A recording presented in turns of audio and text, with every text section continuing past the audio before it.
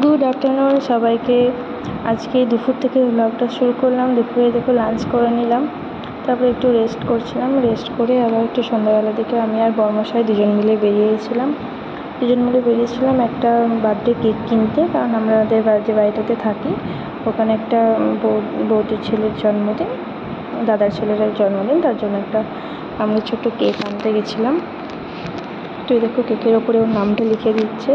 কেকটা নিয়ে বাড়ি চলে এলাম। তারপরে আমরা সবাই মিলে, সব বৌদিরা মিলে, ভাইরা মিলে, সবাই মিলে কেকটা কেটে নিচ্ছিলাম। দেখো মিনিকেও একটু দিয়ে দিলাম। দেখো ভাই দাদার ছেলে যে ও কেকটা কাটছে। তো হ্যাপি বার্থডে আকাশ।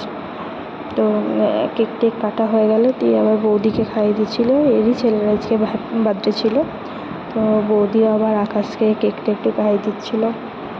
এরকম আমিও একটু ভিডিও করে নিয়েছিলাম। আমরাও সবাই জন্মদিনের কেক কাটছিলাম। তারপরে কেক কাটিং হয়ে যাওয়ার পরে আবার আমরা রাত্রেবেলা ডিনার করেছিলাম, এগ চাউমিন। খাওয়া দাওয়া করে শুয়ে পড়লাম। Good night.